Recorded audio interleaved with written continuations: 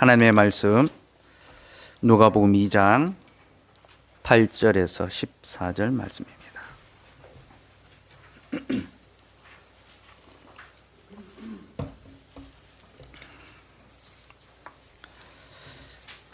누가복음 2장 8절에서 14절 말씀입니다.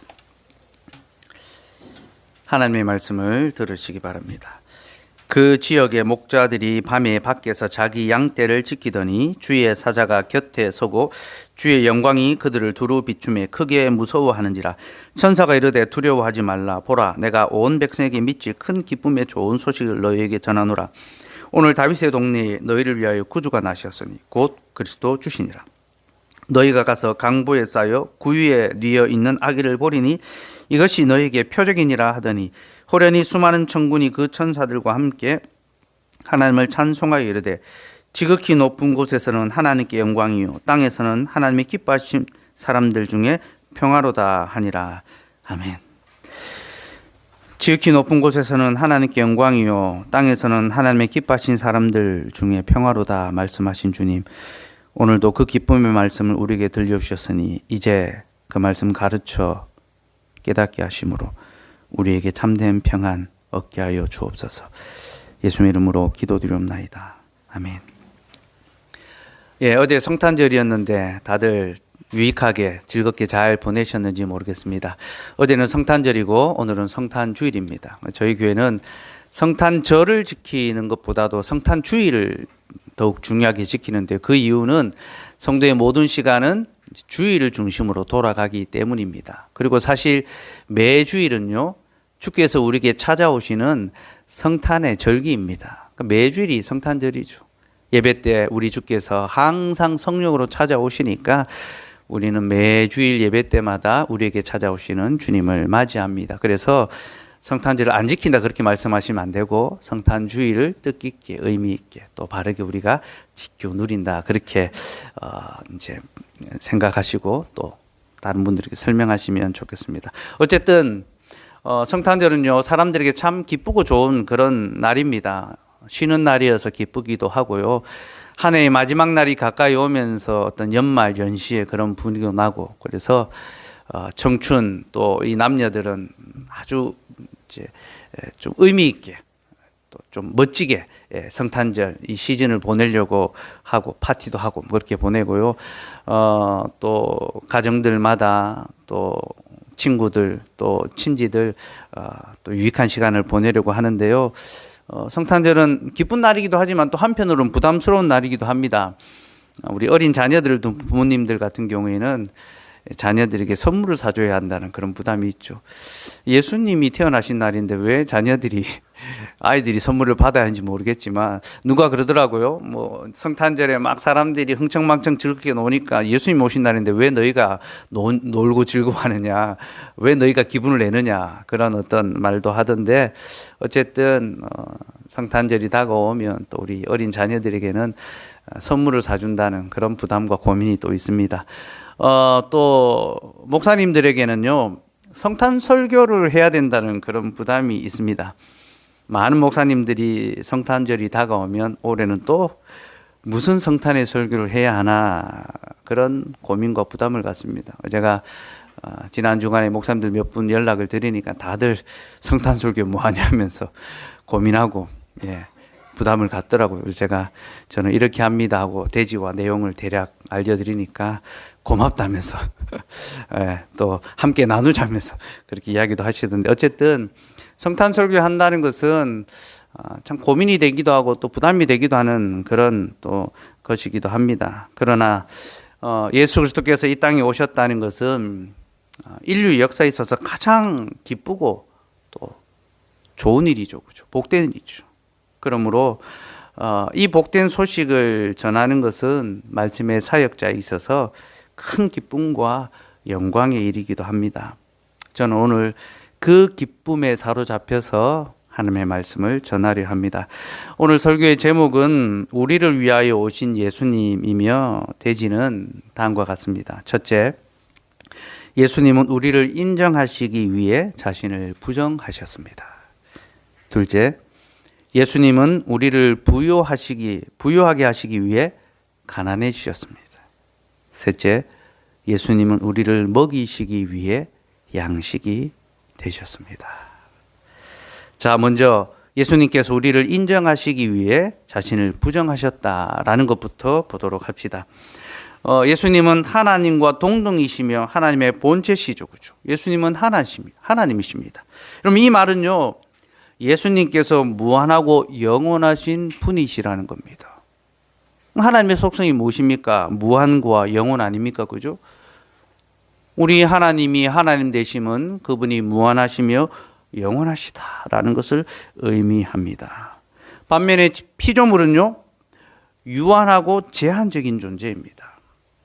그러니까 창조주는 무한하고 영원하며 피조물은 유한하고 제한적인 그런 존재죠. 그 능력에 한계가 있습니다. 그런데 예수님께서 사람이 되셨습니다. 이는 곧 영원하신 하나님께서 스스로 유한한 자가 되셨다. 인간의 육체를 입으셨다라는 것은 인간과 같이 제한적이고 유한하며 결핍 있는 존재로 이 땅에 오셨다라는 그런 말이죠. 여러분, 영원하신 하나님이 유한한 존재가 되셨습니다. 이것이 성육신입니다. 그러므로 성육신은요, 하나님의 자기 부정이라고 그렇게 말할 수 있습니다. 하나님이 자기의 속성, 영원하며 참되며 그 능력에 무한하신 자기의 속성을 부정하시고 스스로 유한한 자가 되시고 한계가 있는 인생이 되셨다라는 것. 이것이 바로 성육신 사건입니다. 그래서 여러분, 독일의 한 철학자가 예수님의 성육신을 이렇게 표현했습니다. 하나님은 자신을 비워 유한 자가 되었고 이로써 세계가 아닌 자신을 부정했다. 예, 관념 철학의 대가였던 헤겔 아시죠? 헤겔이 했던 말인데요. 그는 하나님이 세상을 창조하시고 거기에 자신의 질서를 부여하셨는데 죄로 말미암아 그 질서가 깨어져 버렸다라고 합니다. 그래서 하나님의 창조 세계가 이제 망쳐진 거죠. 하나님의 뜻대로 되지 않았던 거죠, 그죠?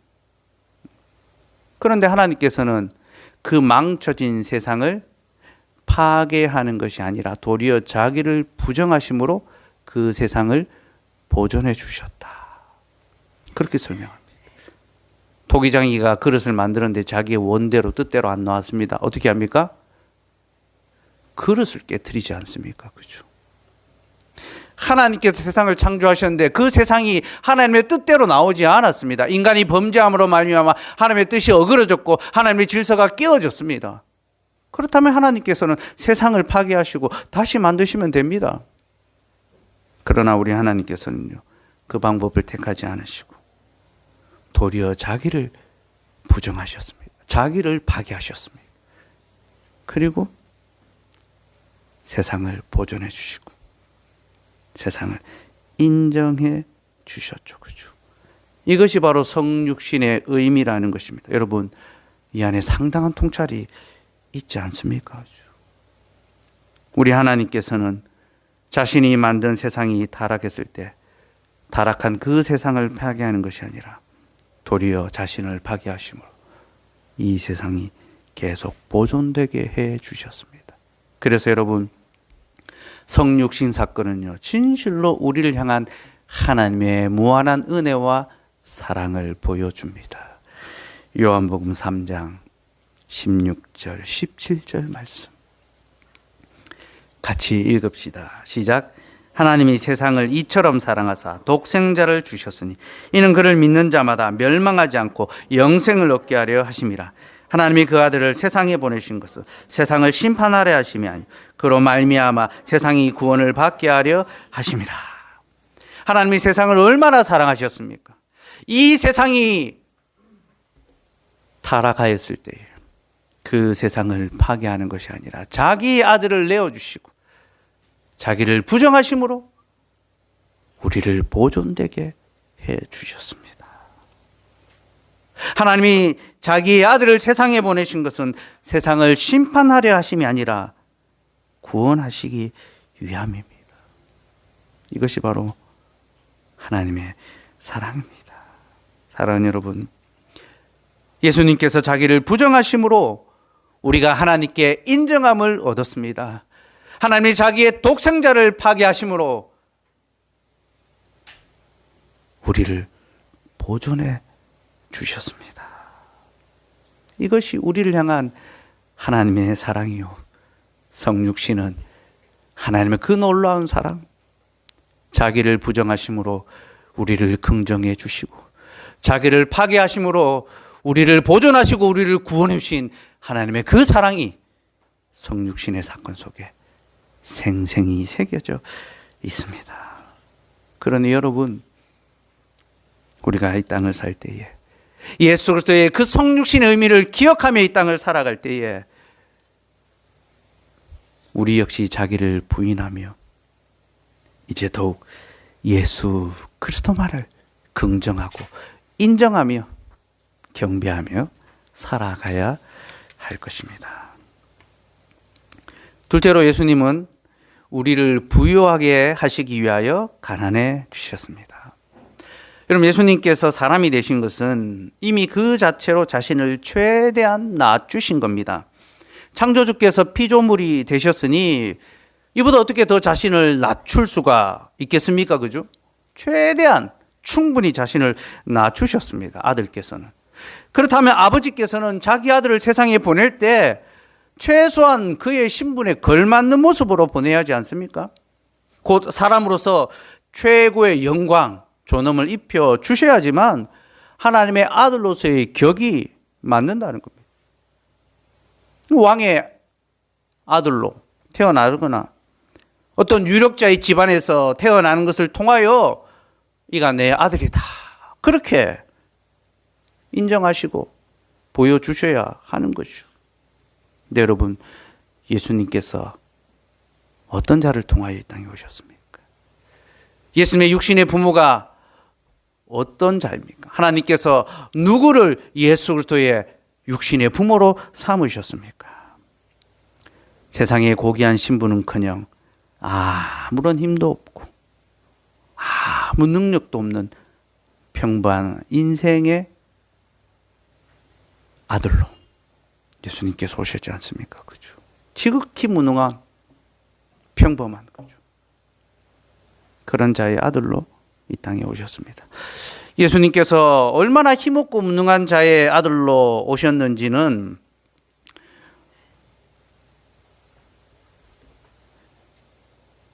예수님의 어머니가 예수님을 출산할 때에 그 남편인 요셉이 자기 아내를 위하여 방 한 칸 얻어주지 못하는 장면에서 잘 드러납니다. 그죠?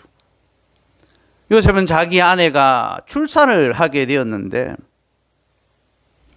그 아내를 위하여 여관방 하나 얻지 못했습니다. 그래서 마구간에서 아이를 출산하게 된 거죠.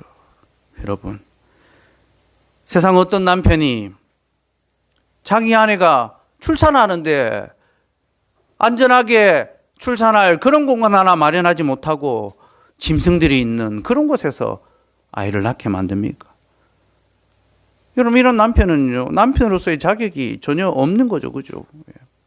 지난 금요일 성탄 이브에 우리 나리 자매가 출산을 했죠. 그죠? 원래 예정은 12월 31일이었는데 성탄절을 맞고 싶어서 더 빨리 세상에 나온 것 같습니다. 건강하게 안전하게 잘 출산해서 감사한데요. 만약에 대웅 형제가 능력이 없어가지고 아내가 출산하는데 출산할 만한 공간을, 좋은 공간을 마련을 못한 겁니다. 그래서 허름한 창고, 먼지가 가득한 그런 창고에서 아이를 낳는다면 그 말이 되겠습니까? 그죠? 그 아내의 심정, 그리고 태어나는 그 아기는 정말 인생으로서의 어떤 이 마땅히 받아야 될 대우, 그 존귀함, 그 돌봄과 사랑을 받지 못하는 그런 모습으로 태어나는 것 아니겠습니까? 그렇죠?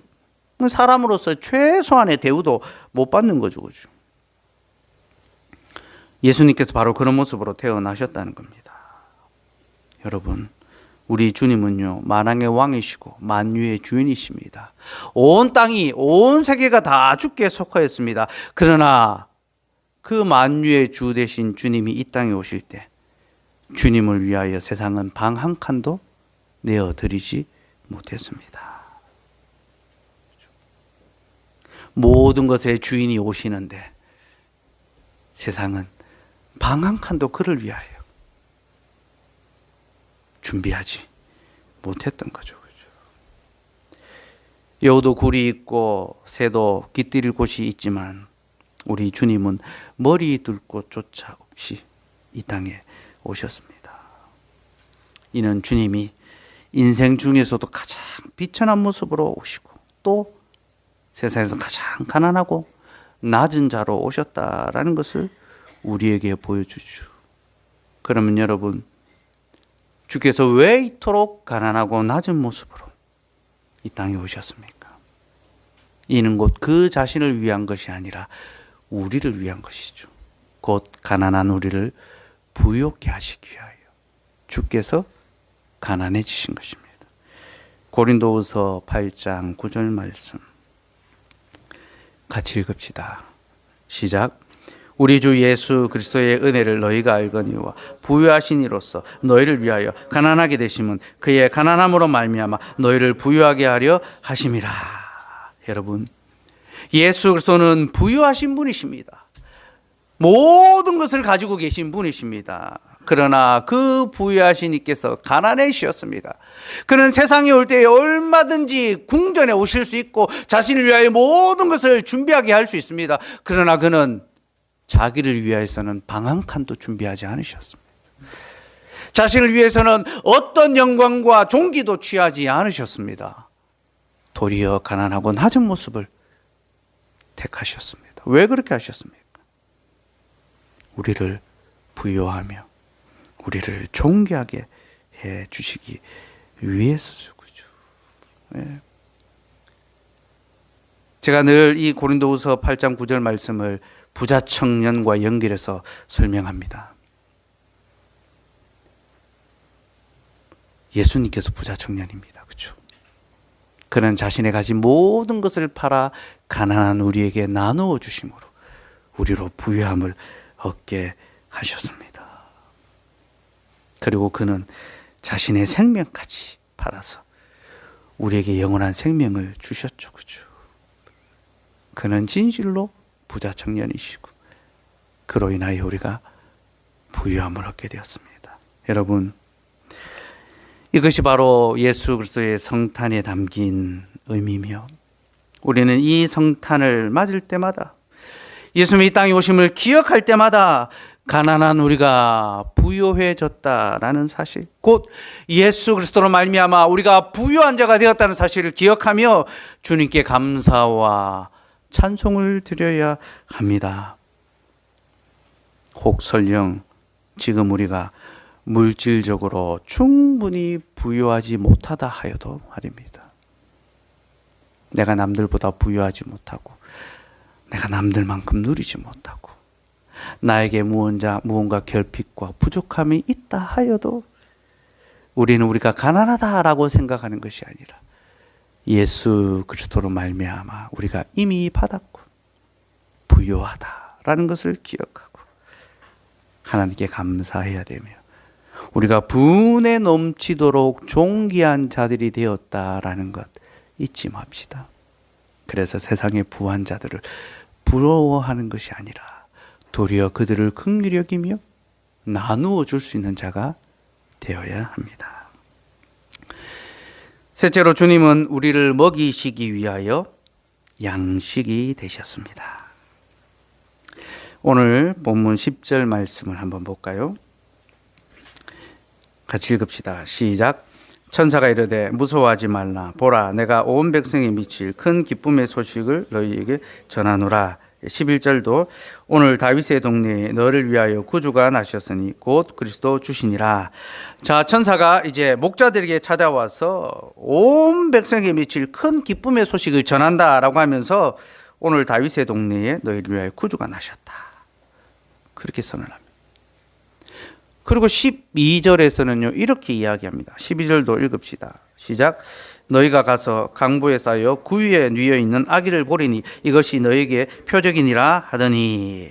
자, 강보에 쌓여 구유에 뉘어 있는 아기가 있는데 이 아기가 너희에게 표적이다. 그가 온 백성에게 미칠 기쁨의 소식이며 또 너희의 구주다라고 그렇게 이제 이야기한 거죠, 그죠?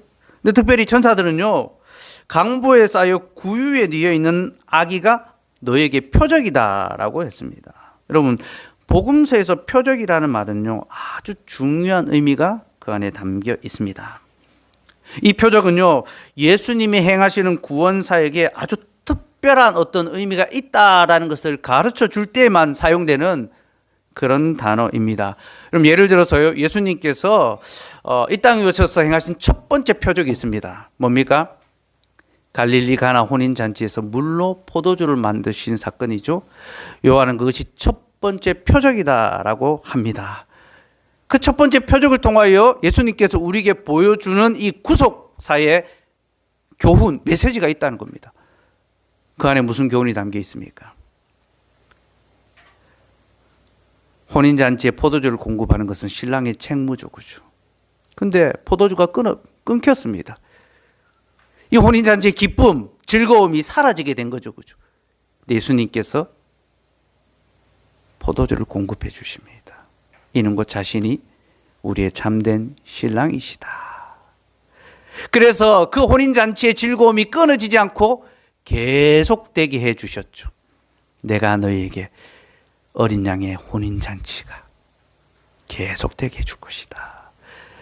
여러분, 첫 번째 에덴의 동산에서 혼인잔치가 있었다는 것을 기억해 봅시다. 아담과 하와가 혼인했습니다. 기쁨이 있었습니다. 근데 범죄함으로 말미암아 혼인잔치가 깨어졌습니다. 신혼여행도 채 마치지 못했는데 그 신혼의 기쁨이 깨졌죠, 그죠? 이것이 인생의 죄의 비참의 시작입니다. 혼인생활이 파기돼 버린 것. 혼인의 기쁨이 깨어져 버린 것. 예수님께서 첫 번째 표적으로 혼인잔치를 회복시키십니다. 에덴이 뭡니까? 기쁨이, 즐거움이 넘쳐나는 혼인의 잔치가 계속되는 곳이 바로 에덴입니다. 그 에덴이 환희라는 뜻이거든. 즐거움이 가득한. 그리스도께서 우리에게 참되고 영원한 혼인의 기쁨을 지속되게 해주신다.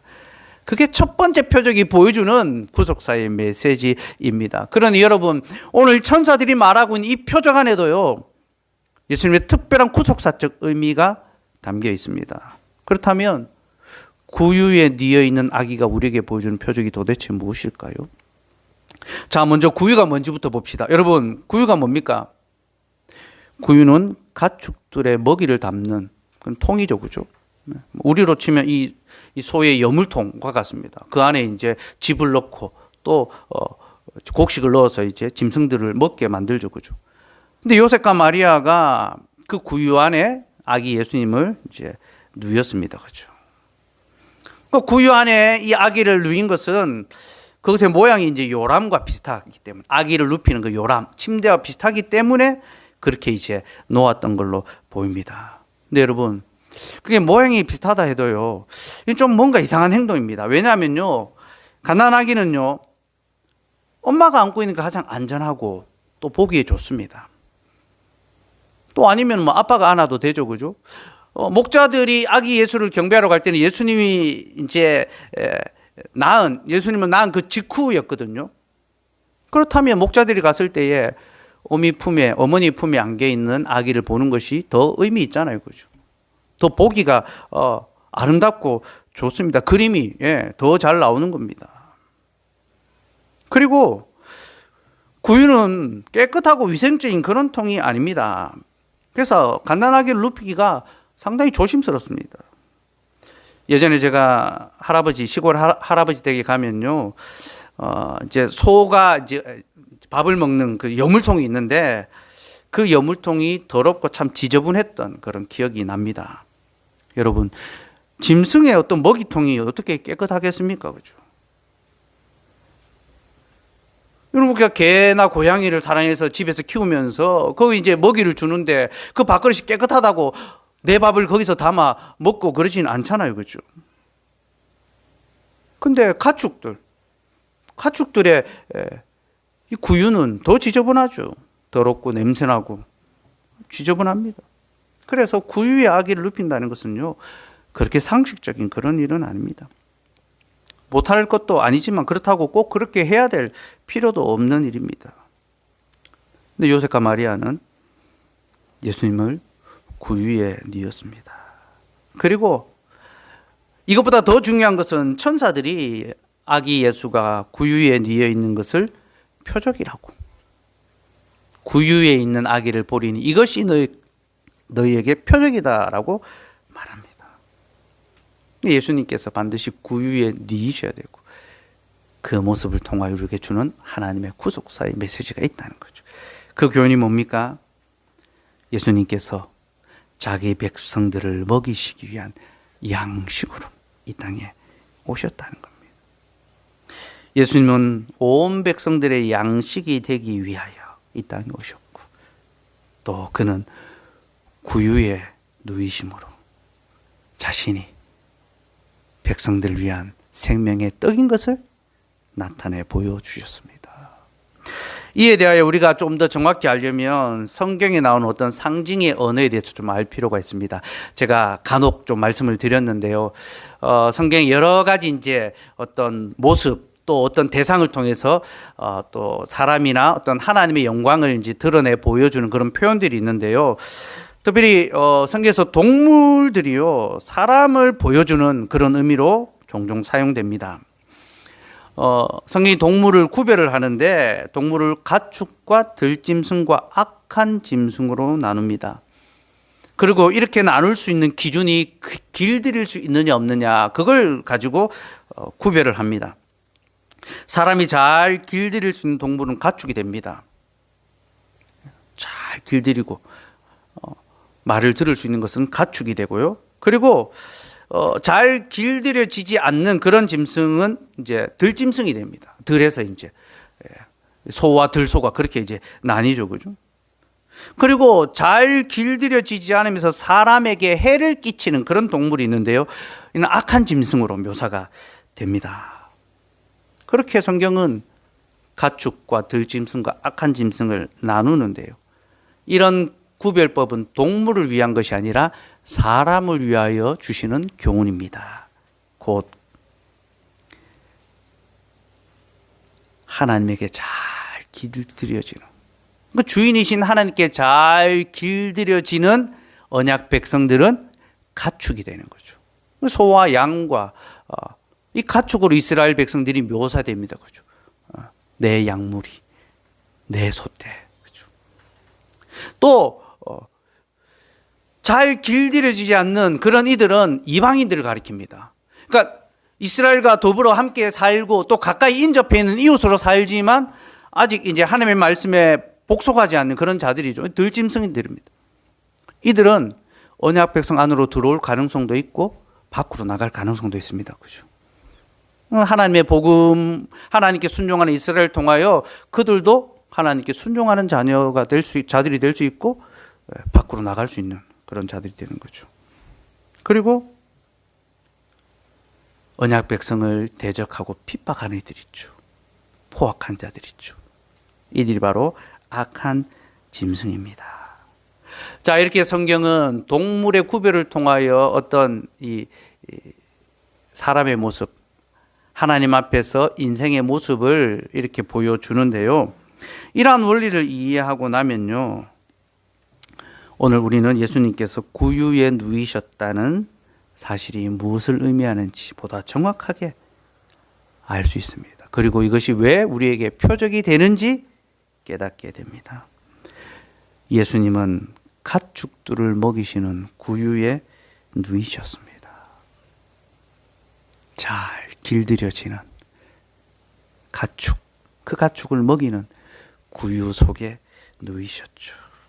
이는 곧 그가 자신의 언약 백성들을 먹이시기 위하여, 양식이 되기 위하여 이 땅에 오셨다라는 것을 우리에게 알려줍니다.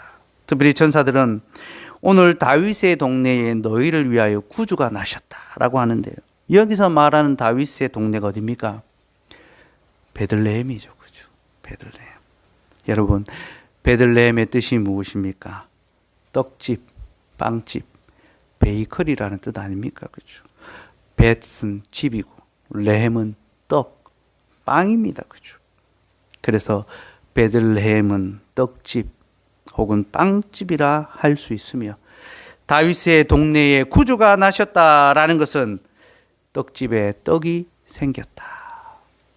하나님께서 온 세상을 먹일 떡을 너에게 주셨다라는 것을 보여주고, 주님은 구유에 누이심으로 내가 온 백성들을 먹일 생명의 떡이다라는 것을 우리에게 알려주십니다. 그렇게 주께서 구유에 누이셨다는 것이 우리에게 생명의 떡이 되신 예수 그리스도를 보여주고요. 그 구유에 누이셨던 주님은 이제 성찬상 위에 오십니다.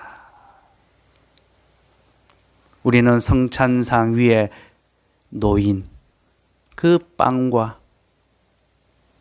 포도주를 보면서 예수 그리스도께서 우리를 살리기 위한 생명의 떡이요 영생의 음료구나, 그것을 깨닫습니다. 그래서 우리는 성찬을 행할 때마다 구위에 누이셨던 주께서 이제 이 성찬상 위에서 우리를 먹여주시는구나, 그 사실을 기억하고 감사해야 합니다. 그래서 여러분, 저는 오늘 말씀을 준비하면서 성찬과 함께 이 설교를 좀 나누고 싶었습니다. 오늘 설교는 정말로 성찬의 설교입니다. 미리 공지를 못해서 이번 주는 못하고 다음 주일에, 신년 첫 주일에, 새해가 돌아오는 첫 주일에 그 성찬을 나누면서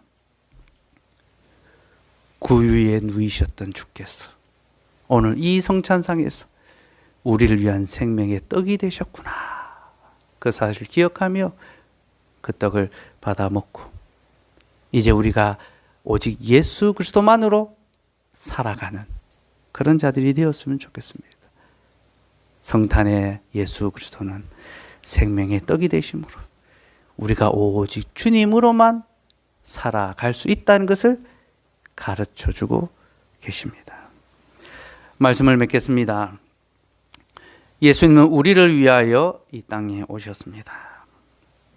그는 부정한 우리를 인정해 주셨으며 가난한 우리를 부욕해 주셨으며 굶주린 우리를 배불려 주셨습니다. 바로 이를 위하여 주께서는 자신을 부정하시고 자신을 가난하게 하시고 자신을 주셨습니다. 그렇게 주님이 자신을 부정하심으로 우리가 인정함을 얻었고, 주님이 자신을 비우심으로 우리가 채움, 부유함을 얻었고, 주님이 자신을 주심으로 우리가 생명을 얻었습니다. 그러니 여러분, 이제 우리가 어떻게 살아가야 할지 곰곰이 돌아보고 또 마음으로 다짐할 수 있기를 바랍니다. 여러분, 영원하신 창조주께서 유한자가 되심으로 우리에게 영원한 것을 주셨으니 이제 우리는 더 이상 이 땅에 유한한 것을 위하여 살아가서는 안 됩니다. 우리는 우리를 살려주신 영원하신 삼위 하나님을 위하여 살아가야 합니다. 그리고 이를 위하여 우리는 우리 자신을 부정해야만 합니다. 우리 안의 소욕과 욕심을 부정하고 부인해야 합니다. 여러분, 이 시대의 요청, 이 시대의 요구는요, 끊임없이 자기의 만족과 자기의 물질적 필요를 채우며 살아가야 한다고 그렇게 우리에게 요청하며 요구합니다. 그렇죠? 우리에게 필요한 것, 우리에게 있어야 할 것만을 계속해서 보게 만듭니다. 그것을 추구하게 만듭니다. 여러분, 우리 시대는 참으로 소비 지향주의, 소비 만능의 그런 시대 아닙니까? 그죠? 나는 소비한다, 쇼핑한다, 고로 나는 존재한다, 이런 말이 있습니다. 우스갯말 같지만 우리 시대 사람들의 삶의 모습을 그대로 보여주는 거죠. 그죠? 많은 사람들이 자기 자신을 위하여 살아가고 자기 자신을 위해서만 소비하고 자기 자신의 즐거움을 위해서만 살아갑니다. 그리고 이것을 너도 나도 하라고 부추깁니다. 시대가 이러한 분위기를 더욱 조장합니다. 그죠? 그래서 TV만 틀면요, 예능의 온통 먹방, 놀방, 먹고 놀고 마시는 것, 그리고 사는 것, 홈쇼핑 한번 빠져들면 뭐 헤어나지를 못하죠. 그죠? SNS에는 온통 그런 것을 즐기고 누리는 자랑으로 가득 찹니다. 그죠? 핫플레스 가서 무언가 했다라는 것, 어디 가서 내가 무언가를 즐겼다는 것이 마치 행복의 전부인 것처럼 자랑하는 그런 시대를 살아갑니다. 그리고 그런 시대를 살면서 우리 안에 만약 내가 그것을 누리지 못하고 내가 남들만큼 행하지 못하고 내가 남들만큼 그것을 맛보지 못하면 나는 괜히 시대에 뒤떨어진 사람처럼 느껴지고 불행한 인생을 사는 것처럼 내 인생에 행복은 없다라고 그렇게 생각되게 만듭니다. 여러분, 우리는 이러한 시대의 정신에서부터 돌아서야 합니다. 이 시대를 부인하고 부정하고 우리는 오직 예수 그리스도와 하나님의 말씀을 인정하며 긍정하며 그 말씀에 순종하며 살아가야 합니다. 이것이 그리스도의 성탄이 우리에게 주는 거룩한 사명의 요청입니다. 그리고 이 삶을 실천하기 위하여 우리는 좀 더 가난하고 부족한 삶을 감내해야 합니다. 여러분, 그리스도께서는 부유한 자로서 우리를 부욕해 하시기 위하여 스스로 가난해졌지 않습니까? 우리도 그와 같이 살아야 된다는 것입니다. 여러분, 참된 부자, 진정한 부자가 누군지 압니까? 참된 부자는요, 그저 자기 자신에게만 관심을 두고 자기의 어떤 재산만 늘어나는 것에 관심을 두는 자가 아니라 가난한 자들에게 마음을 두고 그들이 자신을 통하여 부유해지기를 소원하는 것, 그 사람이 진정한 부자입니다. 예수님이 그런 진정한 부의 삶을 사셨고 자기를 따라오려던 부자 청년에게 진짜 부자가 되는 길을 가르쳐 주시지 않습니까? 너의 가진 것을 다 팔아 나를 사라. 네가 가난한 자들을 얻을 것이다. 이것이 더 부유한 삶이다. 사랑하는 여러분, 우리가 예수 그리스도로 말미암아 부유함을 얻었다면 이제 그 부유함을 서로 나누도록 합시다. 너무 자기의 인생, 자기의 가족, 자기의 것만 챙기지 말고 주께서 우리에게 챙기며 돌보라고 주신 거룩한 백성, 언약 백성, 주의 지체들을 돌아보며 더불어 같이 부유해 줄 수 있도록 주님의 좋은 것을 함께 나눌 수 있으면 좋겠습니다. 그래서 여러분, 우리는 주님이 우리를 위한 생명의 양식이 되신 것처럼 우리도 서로에게 양식이 되어 주어야 합니다. 존귀하신 주께서 비천한 구유에 누이신 것처럼 또 성찬상에서 우리를 위한 먹거리가 되신 것처럼 우리도 서로를 위하여 먹을거리가 될 수 있도록 또 세상을 향하여 먹을거리, 병든 세상의 치료자가 될 수 있도록 우리를 내어주며 헌신하며 희생할 수 있어야 합니다. 여러분, 올해의 마지막이 가까이 있습니다. 그죠? 올 한 해 우리의 삶을 돌아보며 우리가 정말로 예수 그리스도를 닮아 살아왔는지 아니면 세상을 따라 살아왔는지 돌아보시며 남은 한 주간 그리스도의 성탄을 묵상하며 우리도 주님처럼 나를 부인하고 나를 비우고 나를 줄 수 있는 그런 자들이 되었으면 좋겠고 예수 그리스도의 성육신이 2000년 전에 이루어지고 끝난 것이 아니라 지금도 우리 속에서 계속 재현될 수 있도록, 우리를 통하여 예수님이 세상에 나타날 수 있도록 성육신할 수 있는 그런 삶이기를 소원합니다. 자비하신 하나님,